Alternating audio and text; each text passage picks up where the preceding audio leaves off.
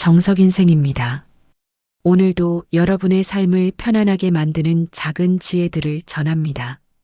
요즘 들어 문득문득 이런 생각이 드시지 않으신가요? 이렇게 혼자 늙어가는 게 맞는 건가? 나만 이렇게 사는 건 아닐까? 하는 생각 말입니다. 그 마음 충분히 이해합니다. 우리가 젊었을 때만 해도 나이 들면 자식들이 옆에 있고 손주들 재롱 보며 지내는 게 당연한 풍경이었으니까요. 그런데 지금은 그림이 많이 달라졌습니다. 자식은 자식대로 바쁘고 우리는 우리대로 혼자인 시간이 점점 길어집니다. 그런데 말입니다. 이상한 일이 하나 있습니다. 혼자 사는 게 외롭고 쓸쓸하기만 한 줄 알았는데 막상 혼자 지내다 보면 이게 또 나쁘지만은 않다는 겁니다. 누구 눈치 볼 것도 없고 내가 원하는 대로 하루를 꾸릴 수 있고 마음이 편해지는 순간들이 분명히 있습니다. 문제는 이겁니다. 똑같이 혼자 사는데 어떤 분은 외롭고 불안해하시고 어떤 분은 오히려 자유롭고 평온해 하십니다. 무엇이 이 차이를 만드는 걸까요? 혼자 사는 환경은 같은데 왜 어떤 이에게는 지옥이고 어떤 이에게는 천국일까요? 오늘 이 시간에는 그 비밀을 함께 살펴보려 합니다. 혼자 늙어가는 시대를 어떻게 받아들이고 어떻게 살아야 이 시간이 고통이 아니라 선택이 될 수 있는지 차근차근 짚어보려 합니다. 용기를 내셔도 괜찮습니다. 이미 우리는 긴 인생을 살아오며 수많은 변화를 견뎌냈습니다. 이번에도 그럴 수 있습니다. 이제부터 시작하겠습니다. 첫 번째 장, 혼자 늙는 시대가 된 진짜 이유. 한 70대 남성분의 이야기입니다. 이분은 평생 성실하게 일하고 자식 셋을 키우고 손주도 5이나 되는 분이셨습니다. 그런데 몇 년 전 아내가 먼저 세상을 떠나고 자식들은 각자의 삶이 바빠 명절에나 얼굴을 볼까 말까 합니다. 혼자 사는 아파트에서 하루하루를 보내는데 가끔 이런 생각이 든답니다. 내가 뭘 잘못한 걸까? 왜 나는 이렇게 혼자 늙어가는 걸까? 하는 생각 말입니다. 이분만의 이야기가 아닙니다. 통계를 보면 65세 이상 노인 가구 중 혼자 사는 비율이 30%를 넘어섰습니다. 세 집 중 한 집은 홀로 사는 어르신이 계신다는 뜻입니다. 20년 전만 해도 상상하기 어려운 숫자였습니다. 왜 이렇게 됐을까요? 혹시 우리 세대가 자식을 잘못 키운 걸까요? 아니면 요즘 젊은이들이 부모를 소홀히 하는 걸까요? 사실 그 어느 쪽도 아닙니다. 미국의 사회학자 로버트 퍼트넘은 수십 년에 걸쳐 공동체의 변화를 연구했습니다. 그가 발견한 것은 단순한 사실이었습니다. 산업화 이후 사람들의 삶의 방식 자체가 바뀌었다는 겁니다. 예전에는 한 동네에서 태어나 한 동네에서 늙어갔습니다. 이웃도 친척도 친구도 모두 가까운 곳에 살았습니다. 그런데 지금은 일자리를 따라, 교육을 따라, 기회를 따라 사람들이 흩어집니다. 자식이 서울로 가고 손주는 외국으로 가고 남은 건 빈집뿐입니다. 이건 개인의 선택이 아니라 시대의 흐름이었습니다. 누구를 탓할 일이 아니라는 뜻입니다. 더 깊이 들어가 보겠습니다. 영국의 심리학자 줄리엔 홀트런스테드는 외로움에 대한 대규모 연구를 진행했습니다. 그는 30만 명 이상의 데이터를 분석하며 한 가지 중요한 사실을 발견했습니다. 현대 사회에서 외로움을 느끼는 사람이 급격히 증가한 이유는 단순히 혼자 사는 사람이 많아져서가 아니라 의미 있는 관계의 질이 떨어졌기 때문이라는 겁니다. 즉, 옆에 사람이 있어도 진짜 소통이 없으면 외로움을 느낀다는 뜻입니다. 이 연구가 우리에게 알려주는 건 이겁니다. 혼자 산다는 것 자체가 문제가 아니라 혼자 살면서 의미 있는 연결을 잃어버린 게 문제라는 겁니다. 그리고 이건 우리가 선택할 수 있는 영역입니다. 본질을 짚어보겠습니다. 혼자 늙는 시대가 된 건 우리 잘못도 자식들 잘못도 아닙니다. 다만 세상이 그렇게 흘러갔을 뿐입니다. 이제 우리에게 필요한 건 이 변화를 받아들이고 그 안에서 우리만의 방식을 찾는 일입니다. 독일의 철학자 아르투어 쇼펜하우어는 이렇게 말했습니다. 행복은 우리가 가진 것에 달려 있는 것이 아니라 우리가 그것을 어떻게 받아들이느냐에 달려 있습니다. 혼자 늙어간다는 현실을 받아들이는 것, 그것이 첫 번째 단추입니다. 받아들이지 못하면 평생 억울하고 화가 나고 슬플 겁니다. 하지만 받아들이고 나면 그 다음 단계로 갈 수 있습니다. 이 혼자만의 시간을 어떻게 채울 것인가 하는 질문 말입니다. 그리고 그 답을 찾아가는 과정이 바로 이 시간의 목적입니다. 두 번째 장 외로움과 고독은 다르다는 사실. 어느 60대 여성분의 이야기입니다. 이분은 남편과 사별하고 10년 넘게 혼자 살고 계십니다. 처음 몇 년은 정말 힘들었답니다. 밤마다 눈물을 흘리고 아침에 일어나는 게 두렵고 집안이 텅 빈 것 같았답니다. 그런데 5년쯤 지나니 조금씩 달라지기 시작했습니다. 혼자 있는 시간이 나쁘지 않다는 걸 알게 됐습니다. 아침에 일어나 조용히 차를 마시고 책을 읽고 산책을 나가는 시간이 평온하다는 걸 느끼기 시작했습니다. 이분이 말씀하시길 처음에는 외로움이었는데 지금은 고독이라고 했습니다. 같은 혼자인데 느낌이 완전히 다르다고 했습니다. 외로움과 고독, 무엇이 다를까요? 둘 다 혼자 있는 상태를 말하는 것 같은데 왜 하나는 고통이고 하나는 평온일까요? 미국의 심리학자 존 카치오포는 외로움에 대한 오랜 연구를 진행했습니다. 그가 발견한 것은 이겁니다. 외로움은 단순히 물리적으로 혼자 있는 상태가 아니라 내가 원하는 관계와 실제 관계 사이의 괴리에서 오는 감정이라는 겁니다. 즉, 누군가와 함께 있고 싶은데 그럴 수 없을 때, 대화하고 싶은데 나눌 사람이 없을 때, 그때 외로움을 느낀다는 뜻입니다. 반대로 말하면 혼자 있어도 그게 내가 원하는 상태라면 외롭지 않다는 뜻입니다. 고독은 다릅니다. 고독은 혼자 있음을 선택한 상태입니다. 누군가를 그리워하거나 채워지지 않는 무언가를 느끼는 게 아니라 혼자만의 시간을 온전히 누리는 상태를 말합니다. 프랑스의 철학자 폴 틸리히는 고독에 대해 연구하며 이런 말을 남겼습니다. 그는 외로움을 혼자 있음을 견디지 못하는 상태로 고독을 혼자 있음을 즐길 수 있는 상태로 구분했습니다. 그리고 고독은 자기 자신과 깊이 만나는 시간이라고 했습니다. 이 말을 곱씹어 보면 이렇습니다. 외로움은 내 밖을 향해 있고 고독은 내 안을 향해 있다는 겁니다. 외로움은 채워지지 않는 빈자리를 느끼는 것이고 고독은 그 빈자리를 내 방식으로 채우는 겁니다. 그렇다면 어떻게 외로움을 고독으로 바꿀 수 있을까요? 핵심은 이겁니다. 혼자 있는 시간에 대한 태도를 바꾸는 겁니다. 혼자 있는 걸 결핍으로 보는 게 아니라 선택으로 보는 겁니다. 예를 들어 이런 겁니다. 저녁을 혼자 먹으면서 나는 외롭구나, 같이 먹을 사람이 없구나 생각하면 그건 외로움입니다. 하지만 오늘은 내가 좋아하는 반찬을 천천히 먹으며 조용히 하루를 되돌아볼 수 있겠구나 생각하면 그건 고독입니다. 상황은 같은데 태도가 다릅니다. 미국의 심리학자 에이브러햄 매슬로는 자기 실현에 대해 연구하며 이런 말을 남겼습니다. 자기 실현을 이룬 사람들은 고독을 두려워하지 않습니다. 오히려 그 시간을 통해 자신을 더 깊이 이해하고 삶의 의미를 발견합니다. 혼자 있는 시간이 외로움이냐, 고독이냐는 전적으로 우리의 선택입니다. 그 시간을 채워지지 않는 빈자리로 볼 것인가, 온전히 나를 위한 시간으로 볼 것인가, 그 선택이 우리의 노후를 결정합니다. 외로움에서 고독으로 가는 길은 멀지 않습니다.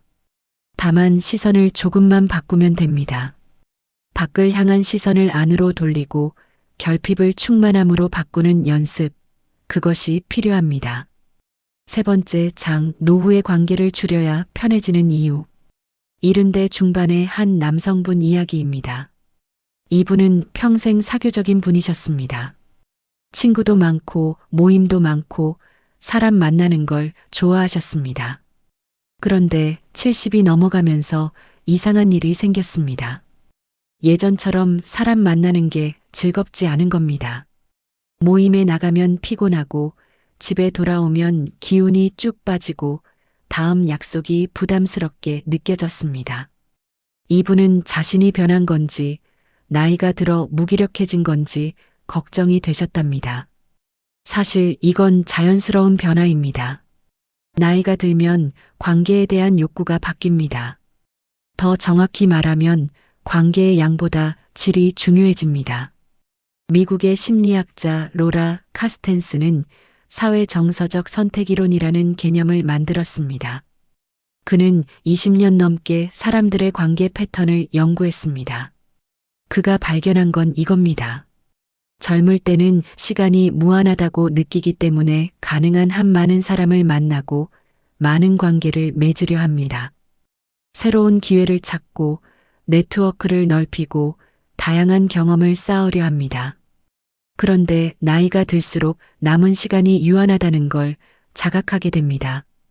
그러면 자연스럽게 우선순위가 바뀝니다. 많은 관계보다 의미 있는 관계에 집중하게 됩니다. 쉽게 말하면 이겁니다. 젊을 때는 넓게 사귀고 나이 들면 깊게 사깁니다. 이건 잘못된 게 아니라 자연스러운 변화입니다. 독일의 연구팀은 60세 이상 노인들의 관계 만족도를 조사했습니다. 결과는 흥미로웠습니다. 친구나 지인의 숫자가 많은 사람보다 소수의 깊은 관계를 유지하는 사람이 훨씬 더 행복했습니다. 즉, 10명과 얕게 사귀는 것보다 3명과 깊게 사귀는 게 낫다는 뜻입니다. 왜 그럴까요? 이유는 간단합니다. 나이가 들면 체력도 에너지도 한정됩니다. 여기저기 다니며 많은 사람을 만나는 건 생각보다 큰 부담입니다. 게다가 피상적인 대화, 형식적인 인사, 의미 없는 모임은 오히려 외로움을 더 크게 만듭니다. 함께 있어도 진짜 소통이 없으면 더 허전하게 느껴지기 때문입니다. 반대로 진짜 나를 이해하는 사람, 편하게 속마음을 나눌 수 있는 사람, 그런 사람 한두 명만 있어도 삶은 충분히 풍요로워집니다. 본질을 말하자면 이겁니다. 노후의 관계는 빼기입니다. 필요 없는 관계를 정리하고 진짜 소중한 관계에 집중하는 겁니다. 이건 냉정한 게 아니라 현명한 겁니다. 그리스의 철학자 에피쿠로스는 이렇게 말했습니다. 진정한 친구 한 명이 수많은 지인보다 낫습니다. 우정은 숫자가 아니라 깊이에 있습니다. 지금 내 주변의 관계를 한번 돌아보십시오. 혹시 의무감으로 유지하는 관계는 없습니까? 형식적으로만 만나는 사람은 없습니까? 만나고 나면 기분이 좋기보다 피곤한 사람은 없습니까? 그렇다면 용기를 내셔도 괜찮습니다. 그 관계를 조용히 정리하셔도 됩니다. 대신 진짜 소중한 사람에게 시간을 쓰십시오. 자주 만나지 않아도 괜찮습니다. 한 달에 한 번, 석 달에 한 번이라도 진심으로 마음을 나눌 수 있는 사람, 그런 사람 서너 명만 있으면 노후는 충분히 따뜻합니다. 관계를 줄이는 건 외로움이 아닙니다. 오히려 진짜 연결을 찾는 길입니다. 그리고 그 길에서 우리는 비로소 편안함을 느낄 수 있습니다. 네 번째 장, 혼자 사는 노후가 불안해지는 순간. 60대 후반의 한 여성분 이야기입니다. 이분은 혼자 사시면서도 비교적 잘 지내셨습니다. 규칙적으로 운동하고 취미 생활도 하고 친구들과 가끔 만나며 괜찮은 일상을 유지하셨습니다. 그런데 어느 날 갑자기 불안이 찾아왔습니다. 밤에 잠을 자다가 가슴이 두근거리고 숨이 막히는 것 같고 이러다 혼자 죽는 건 아닐까 하는 생각이 들었답니다. 다음날 병원에 가봤지만 별다른 이상은 없었습니다. 의사는 불안장애일 수 있다고 했습니다. 혼자 사는 노후가 불안해지는 순간은 대부분 이렇게 찾아옵니다. 갑자기 예고 없이 그리고 구체적인 이유 없이 찾아옵니다. 미국의 정신과 의사 어윈 얄롬은 실존적 불안에 대해 깊이 연구했습니다. 그는 인간이 느끼는 근본적인 불안은 네 가지에서 온다고 했습니다. 죽음, 자유, 고립, 무의미입니다. 이 중에서 노년기에 가장 강하게 느껴지는 건 죽음에 대한 불안과 고립에 대한 불안입니다. 나이가 들면 죽음이 추상적인 개념이 아니라 구체적인 현실로 다가옵니다. 주변의 친구들이 하나둘 세상을 떠나고 내 몸도 예전 같지 않고 병원 갈 일이 잦아집니다. 그러면 자연스럽게 이런 생각이 듭니다. 나도 언젠가는 어쩌면 곧 하는 생각 말입니다. 게다가 혼자 살면 이 불안은 더 커집니다. 아무도 모르게 쓰러지면 어쩌나, 누가 날 발견해 줄까, 장례는 제대로 치러질까, 이런 구체적인 걱정들이 머릿속을 채웁니다. 영국의 심리학자 멜라니 클라인은 불안의 본질을 연구하며 이런 말을 했습니다. 불안은 미래에 대한 통제력을 잃었다고 느낄 때 가장 강해진다고 했습니다. 즉, 내가 어떻게 할 수 없는 일들이 다가올 때, 그때 불안은 극대화됩니다. 혼자 사는 노후가 불안한 이유가 바로 여기 있습니다. 통제할 수 없는 미래가 점점 가까워지는데 그 미래를 함께 맞이할 사람이 없다고 느껴지기 때문입니다. 그렇다면 이 불안을 어떻게 다뤄야 할까요? 완전히 없앨 수는 없습니다. 죽음은 누구에게나 오고 고립은 혼자 사는 이상 어느 정도는 감수해야 하는 현실입니다. 하지만 불안을 줄일 수는 있습니다. 첫째는 준비입니다. 구체적인 준비 말입니다. 응급 상황이 생겼을 때 연락할 사람의 번호를 눈에 잘 띄는 곳에 적어두는 것, 정기적으로 안부를 확인할 수 있는 시스템을 만드는 것, 건강검진을 빠짐없이 받는 것, 이런 것들입니다. 불안은 대부분 막연함에서 옵니다. 구체적인 계획이 생기면 불안은 줄어듭니다. 둘째는 연결입니다. 꼭 가족이 아니어도 괜찮습니다. 이웃이든 친구든 복지관의 자원봉사자든 정기적으로 나를 확인해 줄 사람이 있다는 것만으로도 불안은 크게 줄어듭니다. 셋째는 수용입니다. 죽음은 피할 수 없습니다. 우리 모두 언젠가는 갑니다. 그걸 인정하고 받아들이는 것, 그것이 역설적으로 불안을 줄이는 길입니다. 프랑스의 철학자 미셸 드 몽테뉴는 이렇게 말했습니다. 죽음을 철학하는 것은 자유를 철학하는 것입니다. 죽음을 받아들이는 법을 배운 사람은 노예가 되는 법을 잊습니다. 혼자 사는 노후가 불안한 건 자연스러운 일입니다. 그 불안을 부정할 필요는 없습니다. 다만 그 불안에 짓눌리지 않고 현명하게 대처하는 것, 그것이 우리가 할 수 있는 일입니다. 그리고 그 과정에서 우리는 조금씩 더 자유로워질 수 있습니다. 다섯 번째 장, 혼자 사는 삶이 행복해지는 선택, 하루 구조. 70대 초반의 한 남성분 이야기입니다. 이분은 퇴직 후 몇 년간 정말 힘든 시간을 보내셨습니다. 아침에 일어나도 할 일이 없고 하루가 너무 길고 저녁이 되면 무엇을 했는지 기억도 나지 않는 날들이 이어졌습니다. 그러다 우연히 한 책에서 읽은 말에 힌트를 얻었습니다. 하루에 구조가 있으면 삶에도 구조가 생긴다는 말이었습니다. 그때부터 이분은 자신만의 하루를 설계하기 시작했습니다. 아침 7시에 일어나 산책, 아침 식사 후 신문 읽기, 오전에는 텃밭 가꾸기, 점심 후 낮잠, 오후에는 독서나 영화 감상, 저녁 식사 후 일기 쓰기, 이렇게 하루를 짰습니다. 놀랍게도 삶이 달라지기 시작했습니다. 아침에 일어나는 게 기대되고 하루가 의미 있게 느껴지고 잠들 때 만족감이 들었습니다. 혼자 사는 삶이 행복해지려면 가장 먼저 필요한 게 바로 이겁니다. 하루의 구조입니다. 미국의 심리학자 미하이 칙센트미하이는 몰입에 대해 연구하며 이런 말을 했습니다. 사람은 무엇을 하든 구조가 있는 활동을 할 때 가장 행복하다고 했습니다. 구조가 있으면 목표가 생기고, 목표가 있으면 집중이 생기고, 집중이 있으면 몰입이 생기고, 몰입이 있으면 만족감이 생긴다는 겁니다. 반대로 구조가 없는 삶은 공허합니다. 아무리 자유로워도, 아무리 시간이 많아도 무엇을 해야 할지 모르면 그 시간은 고통이 됩니다. 일본의 한 연구팀은 고령자들의 일상 패턴과 행복도의 관계를 조사했습니다. 결과는 명확했습니다.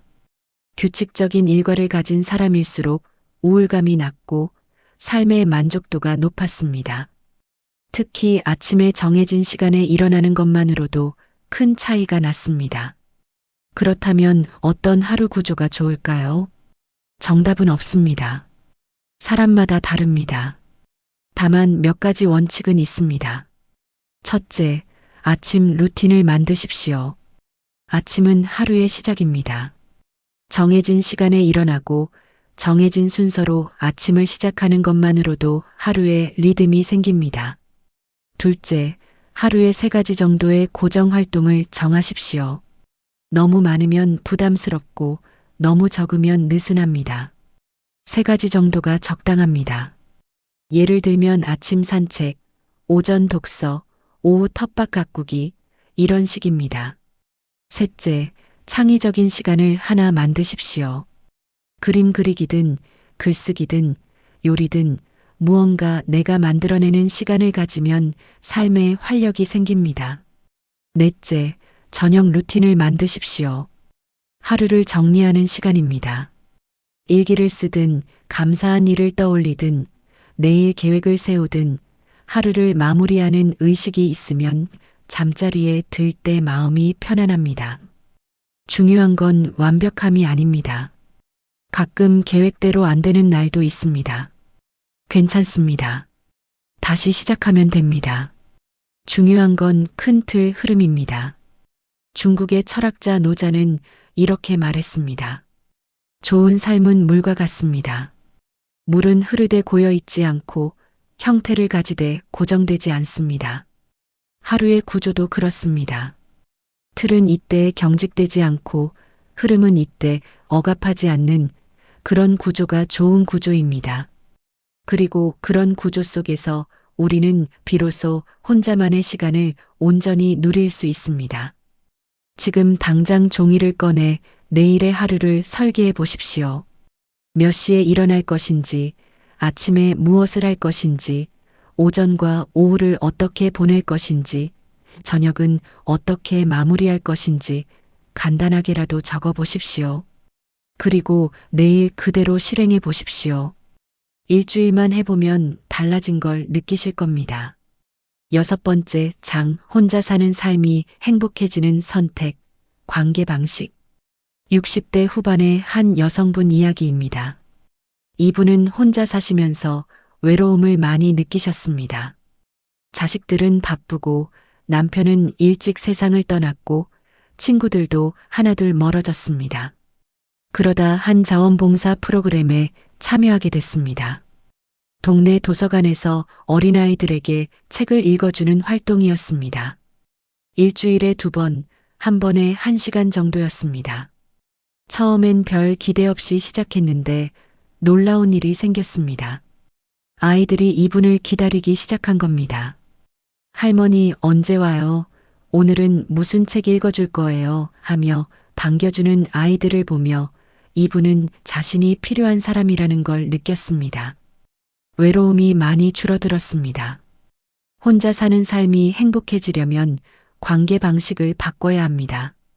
기다리는 관계에서 만드는 관계로, 받는 관계에서 주는 관계로 바꿔야 합니다.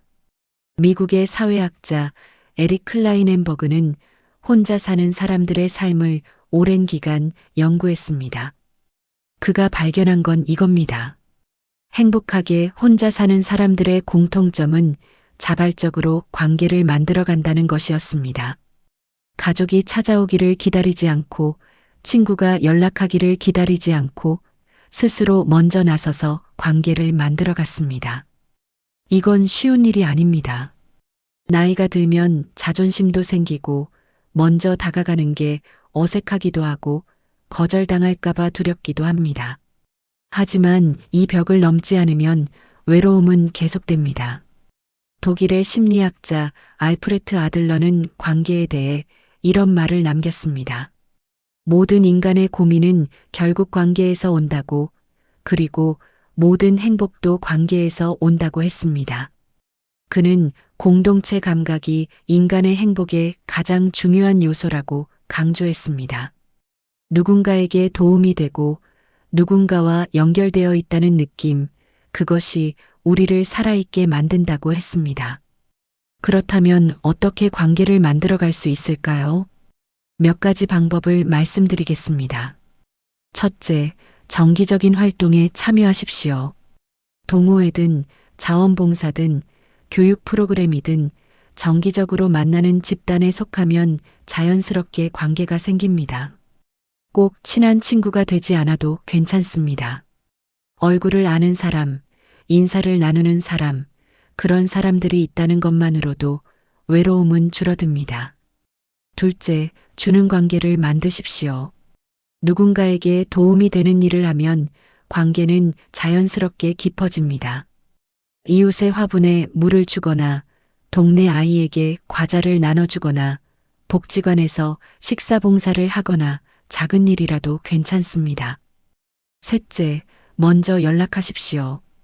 오랜만에 생각나는 친구가 있다면 용기를 내서 전화해 보십시오. 자식이 바빠 보여도 가끔은 먼저 전화해서 안부를 물어보십시오. 상대가 귀찮아할까봐 걱정하지 마십시오. 대부분의 사람들은 누군가 자신을 기억하고 연락해주는 것을 고맙게 생각합니다. 넷째, 가벼운 관계도 소중히 하십시오. 단골 가게 주인, 동네 산책길에서 만나는 사람, 복지관에서 마주치는 사람, 이런 가벼운 관계들도 의미가 있습니다. 인사를 나누고 짧은 대화를 나누고 서로의 얼굴을 기억하는 것, 그것만으로도 우리는 덜 외롭습니다. 영국의 작가 버지니아 울프는 이렇게 말했습니다. 위대한 삶의 기쁨 중 하나는 우정입니다. 그리고 우정의 본질은 함께 있음이 아니라 서로를 이해함입니다. 혼자 산다고 관계가 없는 건 아닙니다. 관계는 형태를 바꿀 뿐입니다. 가족과의 긴밀한 관계에서 느슨하지만 의미 있는 관계들로 바뀔 뿐입니다. 그리고 그 관계를 만들어가는 건 우리의 선택입니다. 오늘 당장 할 수 있는 일이 있습니다. 오랜만에 생각나는 사람에게 전화를 거는 것, 동네에서 관심 가는 활동을 찾아보는 것, 이웃에게 먼저 인사하는 것, 이런 작은 행동부터 시작하십시오. 관계는 거창한 게 아니라 이런 작은 것들의 축적입니다. 7번째 장, 혼자 사는 삶이 행복해지는 선택, 마음가짐. 70대 후반의 한 남성분 이야기입니다. 이분은 평생 성공적인 삶을 사셨습니다. 좋은 직장, 넉넉한 연금, 건강한 몸 모두 갖추셨습니다. 그런데 75세가 넘어가면서 이상하게 불행하다고 느끼기 시작했습니다. 왜 그런지 한참을 생각해 보니 이유를 알 것 같았습니다. 예전 같지 않은 자신을 받아들이지 못하고 있었던 겁니다.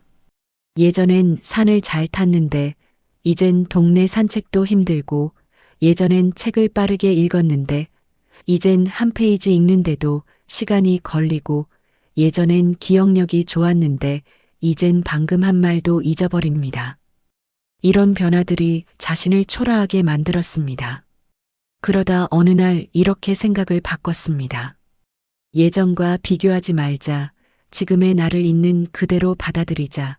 할 수 있는 것에 집중하자. 그때부터 마음이 편해지기 시작했습니다.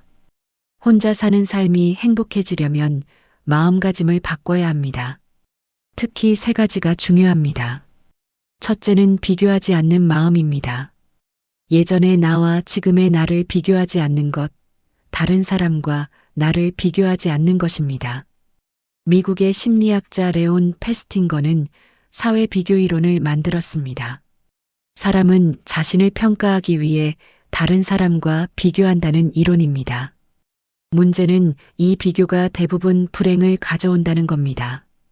특히 나이가 들면 비교는 더 고통스럽습니다. 항상 예전에 내가 더 나았고 다른 사람이 더 건강해 보이고 더 행복해 보입니다. 하지만 이런 비교는 의미가 없습니다.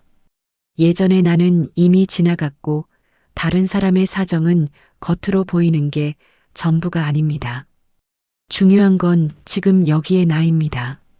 둘째는 받아들이는 마음입니다. 늙는 것을 받아들이고 혼자인 것을 받아들이고 완벽하지 않은 것을 받아들이는 겁니다. 스위스의 정신과 의사 칼 융은 개성화 과정에 대해 이야기했습니다. 나이가 들수록 우리는 완벽한 사람이 되려 하지 말고 온전한 자기 자신이 되어야 한다고 했습니다. 장점도 단점도 약함도 강함도 모든 것을 있는 그대로 받아들이는 것, 그것이 진짜 성숙이라고 했습니다. 받아들인다는 건 포기가 아닙니다. 현실을 인정하고 그 안에서 최선을 찾는 겁니다. 무릎이 아프면 등산 대신 산책을 하는 것, 기억력이 나빠지면 메모를 하는 것, 혼자 사니까 혼자만의 시간을 즐기는 법을 배우는 것, 이런 게 받아들임입니다. 셋째는 감사하는 마음입니다. 없는 것이 아니라 있는 것을 보는 마음입니다. 미국의 심리학자 로버트 에먼스는 감사에 대한 오랜 연구를 진행했습니다. 그는 매일 감사한 일을 3가지씩 적는 간단한 실험을 했습니다. 놀랍게도 단 2주만 해도 참가자들의 행복도가 크게 올라갔습니다. 감사는 우리의 시선을 바꿉니다. 부족함에서 충만함으로, 불평에서 만족으로 시선을 돌립니다. 혼자 살면 불평할 게 많습니다. 외롭다, 쓸쓸하다, 아프다, 무섭다, 이런 생각들이 머릿속을 채웁니다. 하지만 감사할 것도 많습니다. 오늘 아침에 눈을 떴다. 밥을 먹을 수 있다. 걸을 수 있다. 햇살이 따뜻하다. 이웃이 인사를 건넸다. 이런 작은 것들 말입니다. 로마의 철학자 마르쿠스 아우렐리우스는 이렇게 말했습니다. 우리의 삶은 우리의 생각이 만듭니다. 같은 상황에서도 어떤 마음으로 바라보느냐에 따라 삶은 완전히 달라집니다. 혼자 사는 것을 버림받음으로 볼 것인가, 자유로움으로 볼 것인가, 늙어감을 쇠퇴로 볼 것인가, 성숙으로 볼 것인가, 부족함을 결핍으로 볼 것인가, 단순함으로 볼 것인가. 이 선택이 우리의 노후를 결정합니다. 오늘 밤 잠들기 전에 해보십시오. 오늘 하루 감사한 일 3가지를 떠올려 보십시오. 아주 작은 것도 괜찮습니다. 그리고 내일 아침 거울을 보며 이렇게 말해 보십시오. 오늘도 나는 최선을 다할 것이다.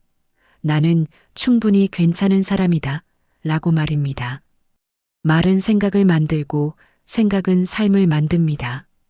8번째, 장 혼자의 삶이 천국이 되는 순간. 80대 초반의 한 여성분 이야기입니다. 이분은 혼자 사신 지 15년이 넘었습니다. 처음 몇 년은 정말 힘들었답니다. 외롭고 무섭고 의미 없게 느껴졌습니다. 하지만 이제는 다릅니다. 이분은 요즘 이렇게 말씀하십니다. 이렇게 평온한 적이 없었다고, 혼자 있는 게 이렇게 좋을 줄 몰랐다고 말입니다. 아침에 일어나 창문을 열고 새소리를 듣는 것, 천천히 차를 우려 마시는 것, 좋아하는 음악을 틀어놓고 책을 읽는 것, 저녁에 산책을 나가 석양을 바라보는 것, 이런 평범한 순간들이 행복이라고 말씀하십니다. 혼자의 삶이 천국이 되는 순간은 이렇게 찾아옵니다. 갑자기가 아니라 천천히, 조용히, 어느새 그렇게 됩니다. 프랑스의 철학자 장폴 사르트르는 실존에 대해 이야기하며 이런 말을 했습니다. 인간은 자유롭도록 선고받았다고 했습니다. 우리는 스스로 선택하고 스스로 의미를 만들어야 한다고 했습니다. 이건 무거운 책임처럼 들리지만 동시에 엄청난 자유이기도 합니다. 혼자 산다는 건 바로 이 자유를 온전히 누릴 수 있다는 뜻입니다. 누구의 눈치도 보지 않고 누구에게 설명하지 않아도 되고 오롯이 내가 원하는 대로 살 수 있다는 뜻입니다. 일본의 작가 마스다 미리는 혼자 사는 삶에 대한 책을 쓰며 이런 말을 했습니다. 혼자 사는 삶의 진짜 행복은 자기 자신과 화해하는 데 있다고 했습니다. 더 이상 누군가가 되려 하지 않고 더 이상 무언가를 증명하려 하지 않고 그냥 지금 이대로의 나를 받아들이는 것, 그때 비로소 평화가 온다고 했습니다. 혼자의 삶이 천국이 되려면 몇 가지가 필요합니다. 첫째, 자기만의 리듬을 찾는 것입니다. 하루의 구조, 일주일의 패턴, 계절의 흐름, 이런 것들 속에서 자기만의 리듬을 만드는 겁니다. 그 리듬 속에서 우리는 안정을 느낍니다. 둘째, 작은 것에서 기쁨을 찾는 것입니다. 거창한 행복이 아니라 일상의 작은 순간들에서 만족을 느끼는 겁니다. 따뜻한 차 한 잔, 좋아하는 음악, 창밖의 풍경, 이런 것들 말입니다.